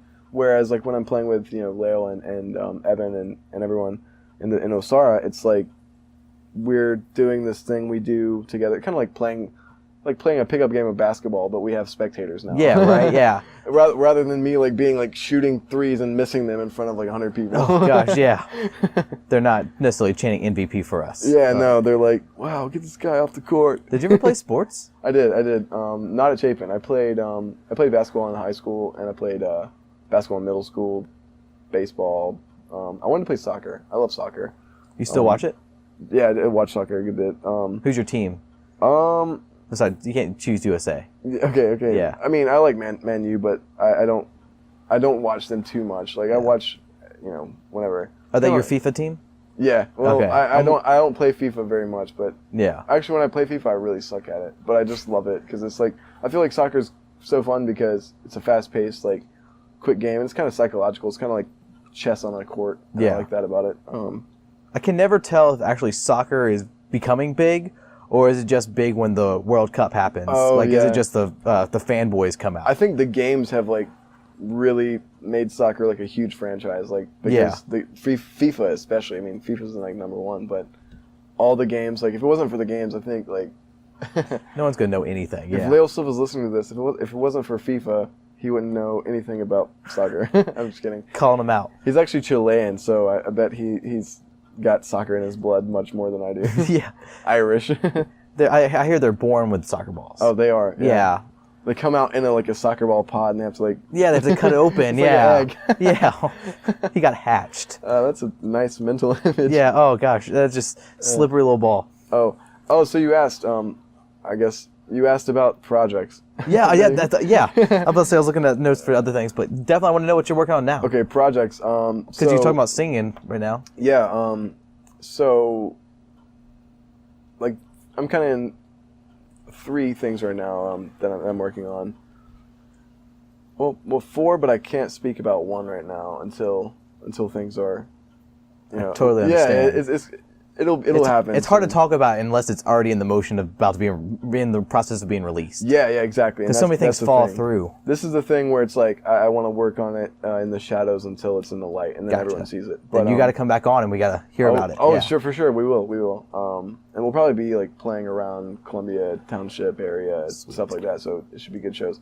But right now it's Osara, as it has been. The Killer Bees, which is my parents' cover band. We do like Adele, we do a lot. We do so much stuff. We do like Motown, the Rolling Stones, Bob Seger, Guns N' Roses. I mean, it's really like any band that you can think of from like the 70s, maybe a little earlier to now, that has some songs that people like and they want to come see at restaurants, bars, that type of thing. Yeah. We do, and that's really cool for me because it's, I don't want to say practice, but it is kind of practice because it's a lot of difficult stuff like. For singing especially, and stuff that's outside my wheelhouse of music. You named an eclectic range, right? Yeah. It's not stuff that I would normally start with or that I normally would practice or sing. So whenever I go play with them, I'm like, it's almost harder for me to do that than it is Osara or another project because it's just so diverse and it's just like I have to be ready to sing Can't Feel My Face by what was that group? I can't feel my face when I'm with you. But I love it. Yeah, I can't think of the group. That song. But that one and Ed Sheeran and then stuff like I said, like Rolling Stones, Leonard Skinner, just like way left and right fields. So the Killer Bees, Osara. Osara has 2 new songs we just recorded last month, and a show at the Music Farm on the 27th. And then on the 28th, I'm doing an Alice in Chains tribute with a Foo Fighters tribute. June 28th? May. May. So yeah, May 27th is Osara at the Music Farm, and we go on at 8:30. And then May 28th, that's a Sunday. Yeah. Is Dirt, which is the Alice in Chains tribute that I'm playing with, and then Foo Fighters tribute. They're called Hey Johnny Park. Word. And that's at Social in the Vista.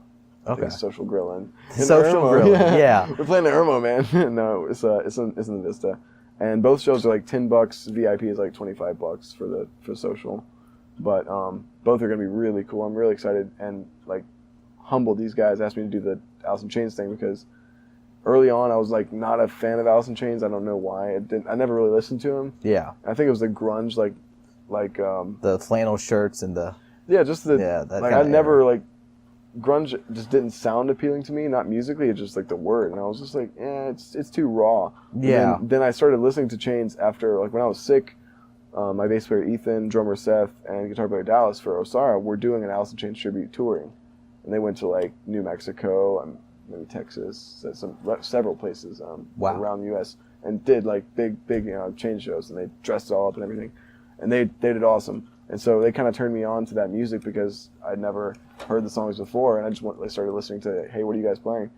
But these guys have been doing it for like 40 years. I mean, they're established musicians, and they asked me would I sing, and I said, absolutely. I was like, this is going to be a challenge, but I'm down for it. It's something I want to try. I don't know. I was like, we'll try it in rehearsal. Like, I'll come to the first rehearsal, and if you guys think I got it, cool. If you guys think I don't, no hard feelings. So we did that, and it's going to be a really good show. I mean, I'm super excited about that show, actually, because I have never been so into a band, besides for Led Zeppelin, as I am into Alice in Chains right now. It's just like they're very emotive and very like passionate, or were, I say, because Lane Staley and Mike Starr are dead now. But we're kind of doing a tribute to them. We're not dressing up like them and everything. Okay, yeah. I'll be as Colton. Okay. And we'll all be ourselves, but we are playing the music like verbatim, to the recording. So it's going to be cool. So for people who are fans of Chains and Foo Fighters, it's going to be a really good show at the Social. That's awesome. Yeah. Yeah. Pretty good mix. What about let's see. You do music with your family with the Killer Bees. Mm-hmm. So your dad played guitar, and you picked that up from your dad. What did your mom play, or what does your mom play? My mom is like an epic singer and piano player. Oh, okay. I wish I could pick up the piano from her, and I honestly wish I picked up the vocal talent from her. I might have picked up like some kind of music from, both of them, because I've always loved music, and I've always they used to have a Christian band when I was a kid, and they said I would like take a little toy guitar and like sit underneath her piano, and like no one could see me because I was shy, and I would just like pretend to be strumming. That's and awesome. they're like, you do that for like 3 hours at a time. We couldn't get you to leave. Like we'd be like, go off stage and play with your grandma or something, and I'd just be sitting there like strumming a stringless guitar, and I was like, I don't remember that at all, but that sounds funny. From birth, you needed it, yeah. Yeah, so I guess I always had like the love of music from them, and my grandfather played, my cousins play, uncle. It's kind of a very musical family, but yeah, she plays piano and sings, and she's honestly one of the most amazing musicians I've ever met, because not just biased because she's my mother, but like I can sit down and play anything on any instrument. She can sit down on piano and play it, and then she can pick up the same instrument and like it might take her a couple minutes to just figure it out. Yeah. Just her ear is like amazing. She could listen to a Bach piece and start playing it on piano. I'm just like by ear. I'm just like, that's insane. Yeah, one of those beautiful minds people that can just pick something up. Yeah, it's insane. So I tried to. I'm not as good as that, but she definitely is. Playing with them has helped me a lot in terms of like harmonizing and stuff like that on the fly, because they'll be like, hey, let's play the song. Colton, do you know the song? No. Yeah. All right, we're doing it anyway. Go for it. 3, 2, 1, and we'll start. And I'm like, oh man, I gotta harmonize. What the heck, you know? And she's just like on point. She doesn't even know the song. She's hitting everything. Killing it, yeah. And she'll look at me and be like, this is your part. And I'm like, oh, you know? So. Still teaching you as you're going along with the song. Oh yeah. She's like, C, G, A minor. And I'm like, all right, that's the chords. So. Is it weird being in a band with your family, or was it like, since I guess you started as a young lad? Yeah. It Because is. most kids want to get away from their families, like parents. I had that for a long time. Oh, I played with my parents before I got sick, and we did acoustic only. It was just me, him, and her, and we would go and play acoustic shows. And that's kind of how I made money during college, like food money and stuff like that. And so that was a lot of my stage experience, was just stuff with them playing acoustic. And then shortly before I got sick, my dad's like, "Hey, let's like kick this in the balls. Like let's get some rock. Let's get some like a drummer bass player and do electric guitars, because neither of us are like acoustic, predominantly guitar players. We both like electric guitars and stuff. And so we started doing that. But I always like early on, like then I was kind of like, I'm playing with my parents. I'm not cool. Like I'm a lame dude. Like this is so boring. Yeah. And then now I'm like, this is amazing, because my mom is one of the bass musicians I've ever met. My mom and dad are like incredible musicians. So I'm now not so immature to realize I can learn from them and not be like a douche about it. Yeah.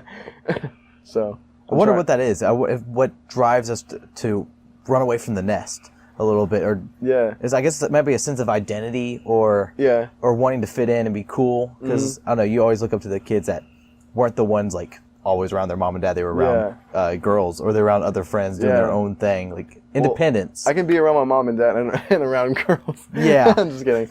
No, we'll be playing, and we've had some crazy experiences with that. But I think it is like you kind of just don't want to feel coddled. And with them, when I play live, they treat me worse than if I was another band member. Like honestly, I'm not their son anymore. I'm this dude who sings and plays guitar. And he better do a good job, or else they're gonna cuss me out, or they're gonna beat my butt about it. And like my dad will be like, I'm gonna need you to have a stellar performance tonight. This is a big gig. We've got a nice, whatever. We're gonna get paid very nicely. Stellar performance, or I'm cutting your paycheck. And I'm like, whoa, what, Dad? Like, you can't do this. I live with you. Like, I know where you live. I'm gonna sue you for my rightful pay. Yeah. Get emancipated. Yeah, so they don't beg me at all when it comes to that. They know that I've like seen the ropes from them and done it myself, and they're like, you either bring it or you put up or shut up is what they kind of act like. It's good though. It's good. I accept it. And when was the first time you played with your parents? Probably first time ever would have been like at church early on. I was like 13 or 14. Okay, you started young then. Okay. And I didn't really take it seriously back then. That's kind of, actually my dad had acoustic and my brother would play it, and he kind of taught us like a couple chords, and we'd go play at church and stuff like that. But it wasn't until maybe 15, 16 when I was like, this is something I want to at least make a serious hobby. And that's when you and David made the first band? Yep. Me and David and Trey, and that was, man, holy cow, 2010, 11? Yeah. I don't know. It seems that was like forever. In high school. Yeah, that was high school days. I can't this number game doesn't work for me. I'm like, wow, I'm 7 years out of high school. It's insane. So your music has been going for how many years now? I'm trying to think. 6 years, 7 years. Yeah, my first like performance on my own without my parents would have been 16, 15. And your EP's been out for 3 years. Yeah, that EP. Yep. Yeah. We're dying to hear when the next one's coming out.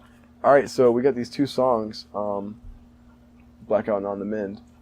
You said Blackout and On the Mend. Yes. Gotcha. Yes. So those are recorded and finished, and they're currently on a CD that if you come to the Music Farm, if you're one of the first 100 people in the Music Farm, you'll get a free CD, which has The Devil's Daughter, which is a song off our EP. Great song. You heard it? Yeah, it's like one of my favorites. It's it's the favorite on Spotify too. Okay, sweet. That, and I really like Parasite. Yeah, I like Parasite. That's on your website too, and I feel like I'm just sound like a poser, but yeah. Oh yeah, okay. Those are like my 2 favorites. Is The Devil's Daughter Parasite on the website? I know Parasite's what comes up when you first open your website. It starts, yeah, okay. Very nice looking website too, and then Spotify is definitely. I don't even know where it ranks in Spotify. I just know Devil's Daughter is the first one. Mm-hmm. Your voice sounds really good on The Devil's Daughter. Thanks, really. Man. Thank you. That was I stressed singing that song for so long after I got back. I was like, this is going to be the most pain in the ass to sing ever, which it is. But I've kind of gotten it, and I've gotten it now I know like my warm up routine and all this. I do this stuff, I'm golden. If I don't do this stuff, nobody blame but myself. Yeah. Blackout on the Mend. Those are 2 new songs that we have on a compilation CD. So if anyone that comes to the Music Farm on May 27th, they're at 8:30 is when we start. They're one of the first 100 people in the door. They get a free CD of all 4 bands. So it'll be 3 songs of every band that's playing. And I think almost every single band has new tracks that is going to be on that CD. We haven't released Blackout or On the Mend, so the first time it'll be heard is whoever gets the CD. And it's a really cool thing we're doing with Stardog, is the guys that we're playing with, Decadence and the Habs. And so you might hear, if you listen to 102.3 or 99.7, you'll hear promos for the Music Farm show. The Devil's Daughter will be on that promo. Awesome. And then you'll hear promos for the 28th show. I think the 28th show will be on 99.7. It'll be promoted on there, but it's for the Dirt and Hey Johnny Park show. But yeah, we're gonna put those 2 new songs on the website after that show. Fantastic. So yeah, people won't have to like go to that show just to get them. You know what I mean? But it is. I did want to kind of make like an exclusive thing. If you come to the show, you get the song in hard copy form because Stardog has been doing that for several shows we've been on them with. Every show we'll do a compilation CD, and if you come to the show, you pay your entry fee or whatever, you get a free CD. So it's helped a lot of people come out to shows, and it's also a nice way for us to spread other people's music and other people to spread our music. So it's pretty smart. Yeah, work as a group, right? Yeah. So we'll, I think every band will like leave with several copies, maybe 40, 50. Wow, that's a lot. Of the start of the compilation CD, and we'll just be selling them, handing them out, whatever, to people, and spreading our friends' music as well as our own. So it's pretty sweet. Is there anybody in the Columbia scene that you're really liking these days? Oh man, those bands we're playing with at the Music Forum, I love all of them. It's a kind of eclectic show, honestly. I wouldn't say eclectic, but diverse for sure. Mm-hmm. You've got us, we're like hard rock type stuff. Decadence, they're hard rock metal type stuff.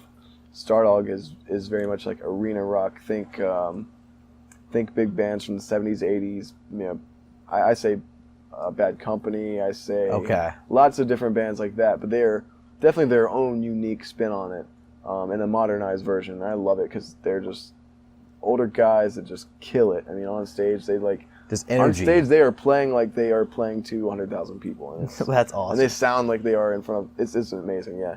And so and the Habs are really cool, very funky and like rhythmically oriented. Their drummer Graham is a crazy drummer. So it's like it's a show for everyone, really. If you like, funky, like heavy rap rock, or you like heavy metal, or you like old school hard rock, or you like whatever modern hard rock, everybody's gonna be happy about it. What's your thoughts on the Columbia music scene? Like in general? Yeah, is it good around here? Like being an artist in South Carolina or anything like that. Do you think it's a good place? Because you have the big places on the West Coast and Northeast and I guess Tennessee area and yeah, all kind of around us, Atlanta. Mm-hmm. So what's your thoughts on the South Carolina music scene? I think South Carolina, in general, has less of a music scene than some places I've been to, some places we've played before, but it's not due to the venues or the bands or people not trying. Oh yeah, there's definitely talent and definitely people wanting to make it. Yeah, I think it's just maybe has to do with social media and people can go on Facebook and watch a band do their whole concert rather than going out to the show. Yeah, and it's just a difference in our age. Today we can talk to someone on Facebook rather than going to meet them in person. Like we could have done this interview over Skype. I've done like 5 of these over Skype before, and I'd much rather do this, like talk to you in person. Yeah, because it's like so much more. It's more human. You know what I mean? And today, like, I honestly don't listen to many bands that I haven't seen live, and it's not even by my nature. It's just like I think it's just how I like doing it. It's like if I go see a band that I live and I really like them, I'll buy their CD and listen to it, and like I have their memory of like seeing them, meeting them in person, talking to them, shaking their hands, whatever, and listening to their music. So I think the Columbia scene could be a lot better, but it's just going to be at a grassroots, like people going out to shows and showing up and being supportive of other bands.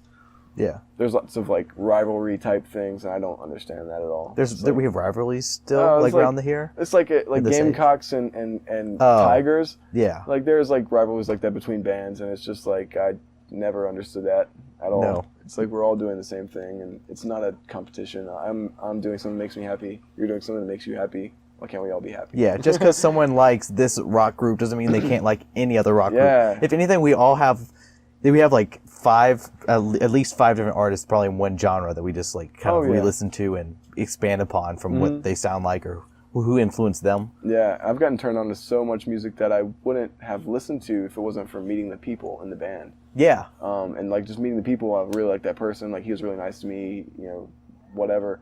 We had a good conversation, and then I'll listen to their band and be like, wow, like I wouldn't have liked this music before, but now that I do, I feel so much more like fulfilled, like intelligent, whatever, like I don't know, musically like satisfied for listening to this music because something about it's just different and I like it. You know what I mean? Do you feel? Sorry. Oh no, I said I wouldn't have lots of bands like that. I wouldn't have ever given a chance, and I think that's another thing. Like, that's about me now. I'll give anything a chance. I hate mustard, but I might eat a spoonful of mustard sometime and just be like, yeah, let's try it.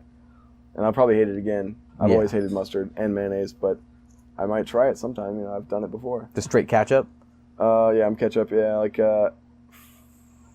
no sour cream. No, I can only do sour cream on like Mexican food. So I can't do it on anything. And what about Chick-fil-A's? What's your favorite sauce at Chick-fil-A? The buffalo. I like that new stuff they've got. The new stuff? Yeah, it's like some type of like tangy. The barbecue sauce? I love the barbecue, but it's like some type of, oh man, I don't know, it's like spicy something. Oh, like, it's not, I guess it might be not their buffalo. I don't know. Yeah. If it's Chick-fil-A, it's probably good, honestly. Yeah, I'll say I love that. I'm really glad we live really close to Chick-fil-A around here. Chick-fil-A sauce is my ultimate go-to. I used to be a honey mustard person, but I don't know. The Chick-fil-A sauce is delicious. Yeah, I can't do the honey mustard, but I like the chargo cool wraps. Those are delicious. Yep. I just go for the number one because it's the cheapest on the menu these days. Yeah.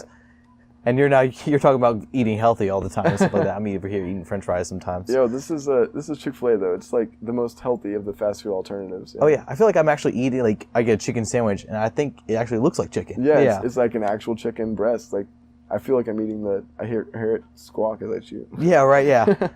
And with other times, you're actually eating the beak that's squawking at you. Oh, yeah. Yeah, it's like the feathers or whatever. Yeah, like I've eaten boneless wings, but then you find like whatever they didn't grind up part of the chicken that's in it, and you're like, oh. It's like some type of vein or something. I don't know. Yeah. I grew up eating the chicken nuggets at McDonald's all the time. Oh, yeah?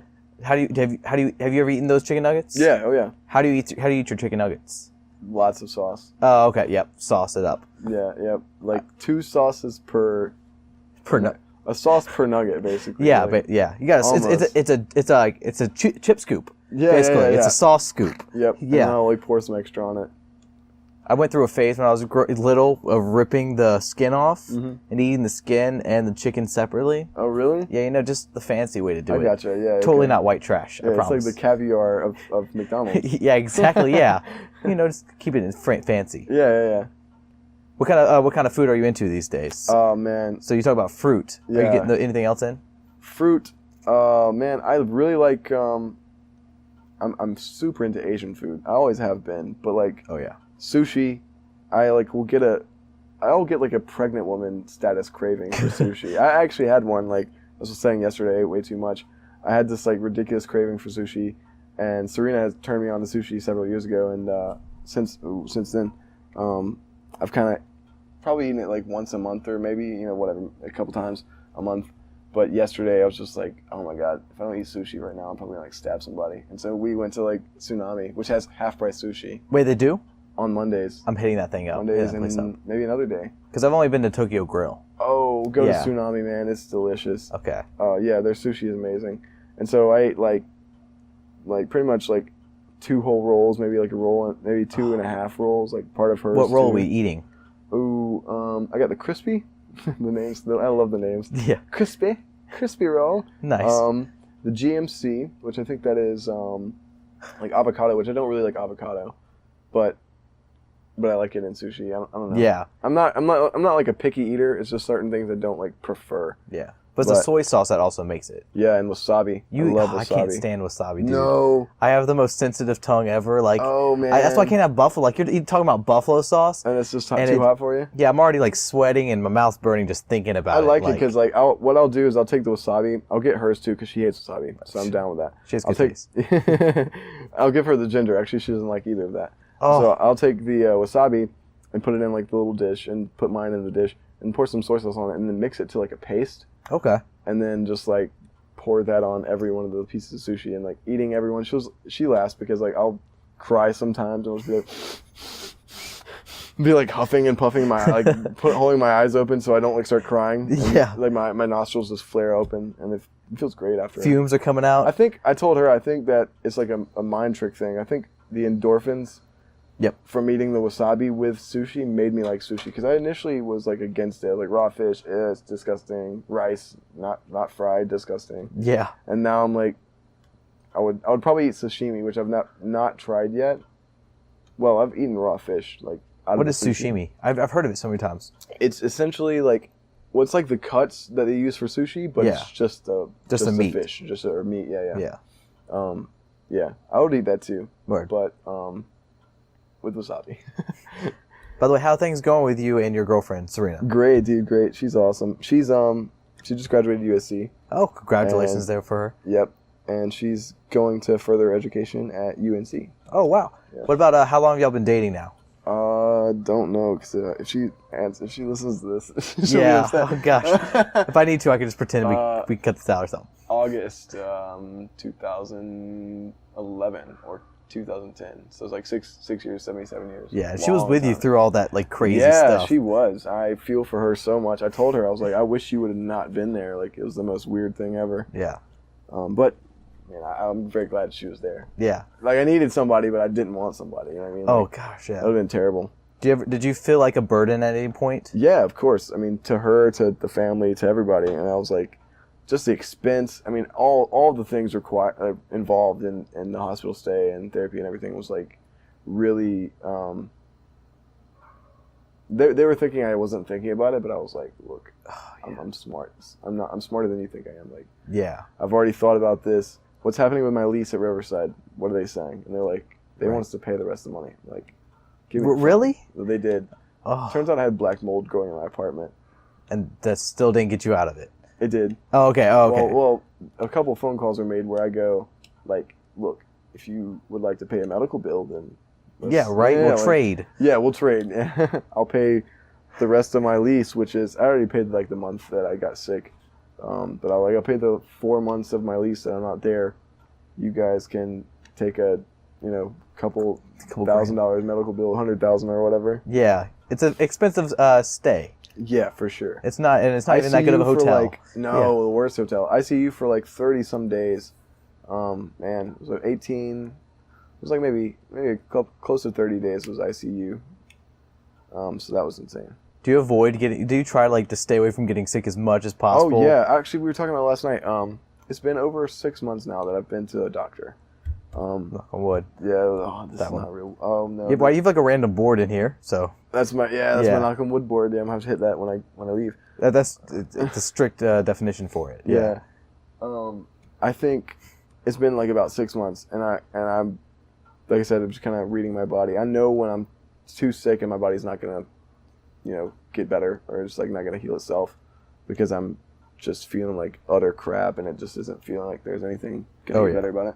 But I think it's been about 6 months since I've been to the doctor. Last time I had like some type of really it was a viral infection, but it wasn't like the same thing. It was like some weird, just cold thing.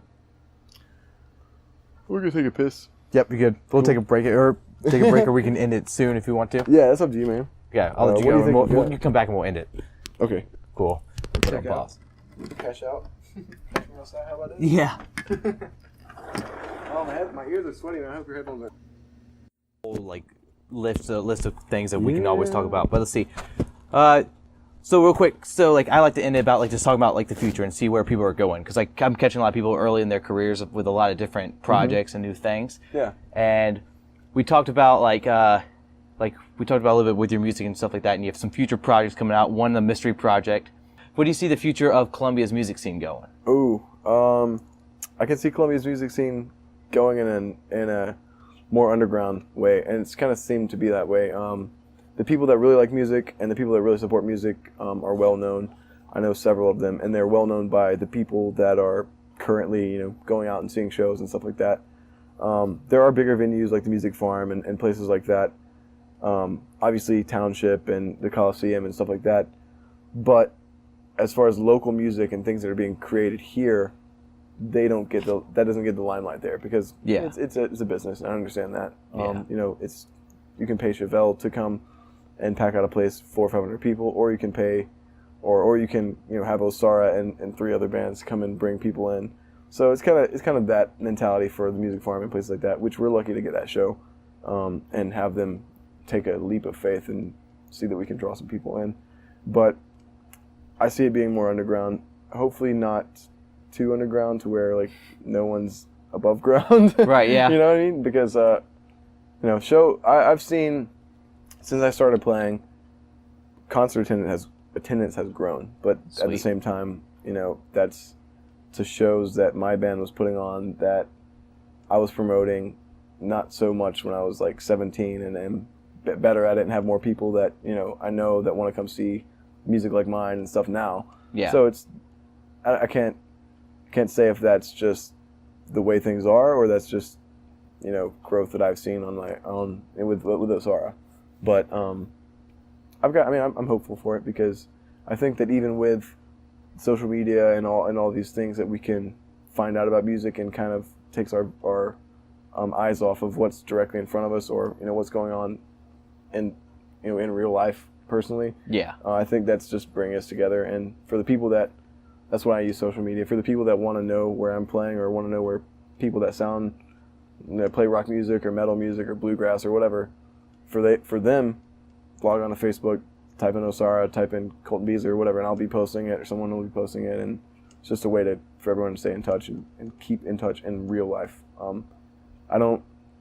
My friends on social media are my social media friends, but my friends in real life that are connected with me through social media, they know, like, I'll see them in person, give them a hug or whatever. Yeah. So it's not like, hey, yes, you liked my status, how's it going? It's like, hey, yeah, I've known you for 2 years, or I met you here, and now we're good friends. We had a long conversation or something, and so I'm not one of those people who's like gonna say that all the people on my Facebook, the 4,900 people on my Facebook, are all my best of friends. Right. Yeah. I do care for all of them, but there are many people in that 4,900 that I've never met in my life. Yeah. And it's the ones that I've met that I care most about.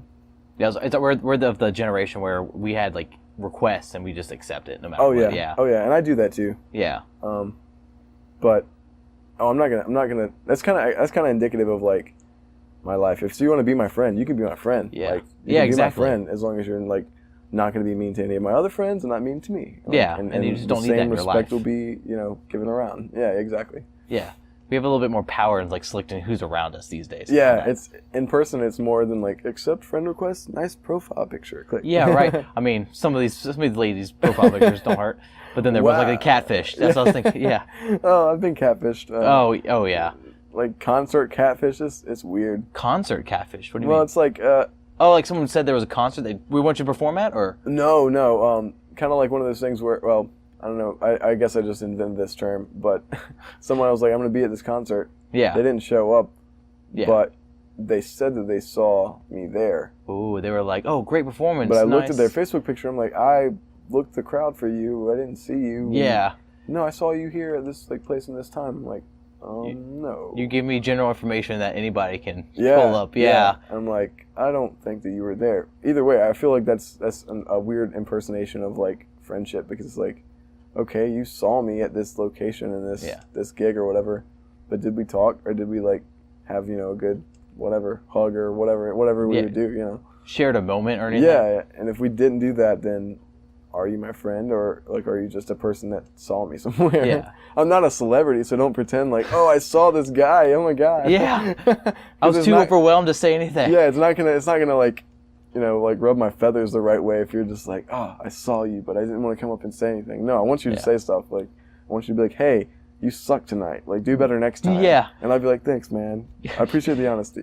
So people just start telling Colton he sucks, and he'll be so happy. He'll be your friend. That's what I'm hearing. Ending note is, if I ever suck, I want to hear from your voice, yo, you sucked. But I believe that you'll do better next time. Yeah, you have to, anybody that like wants to like criticize, add a little bit of like a where to fix it, or like or a cherry on top. Yeah, like you got to add like there's going to be, we all have things we don't do good at. Yeah. Even our passions, even our things, and even if you're the best at it, every now and then you have a little off. But I don't know. I don't see you having a bad show though. Man, I don't know.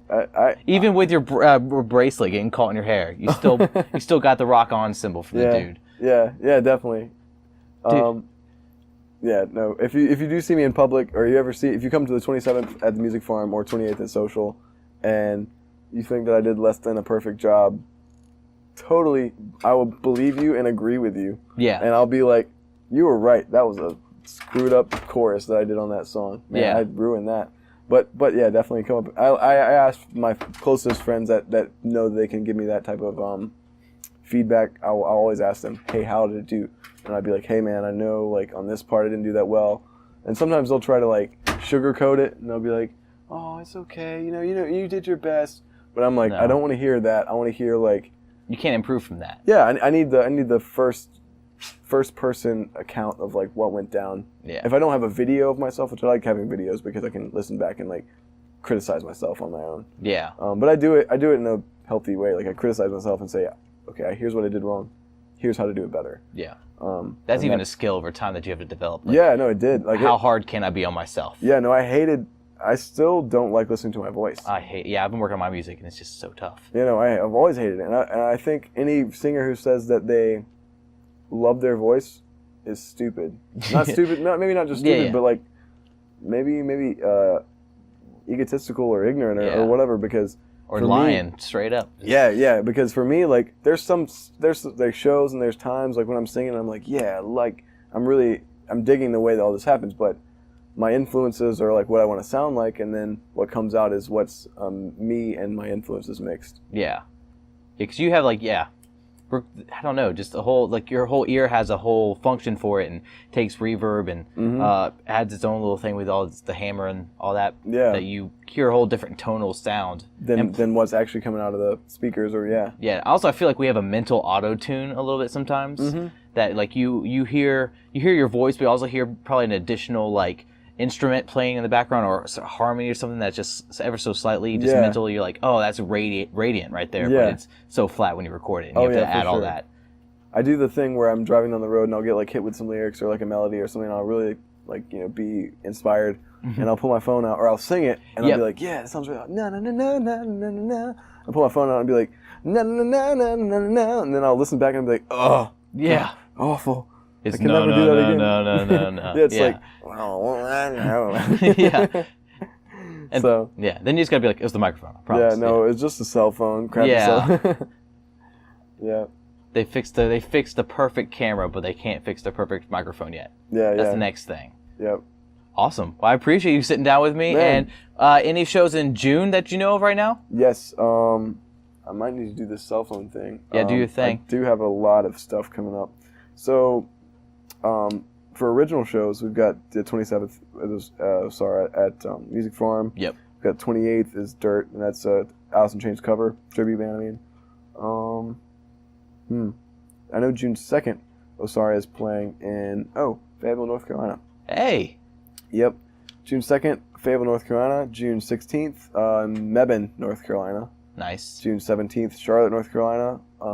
June 30th, and that's my birthday, so I'm really excited about this. Hey. Yeah, I'm gonna be 23. I'm gonna be such an old man. Do you celebrate your birthdays, or do you just like let them go by, or? I don't. Yeah, I don't. I like other people celebrating because I'm like, yeah, I'll take your money and I'll eat your cake. Yeah. But thanks, grandparents. Yeah. But I'm like, okay, it's just the number means nothing to me anymore. Yeah. I'm glad to have made it to 21 though. Not just to be able to drink, but like because I didn't think 21 was gonna happen. So the fact that I made it to 21, now I'm like, the rest is good. And if I make it to 50, I'll be real surprised. Yeah. If I make it to 30, 30 is the next goal. Yeah. Yeah, next goal. Baby steps. So yeah, June 30th, we're playing in Gainesville, Florida. Okay. You can find all these on our website and Facebook. Yep. So osaraofficial.com is our website, OSARA, and then on Facebook. And I'll actually, I need to make an updated calendar of our upcoming gigs. But the Perfect. 30th and the July 1st gig are ones I'm really excited about because June 30th in Gainesville, Florida, we haven't been to Florida in a while. We've got some good friends up there. Our booking agent lives up there.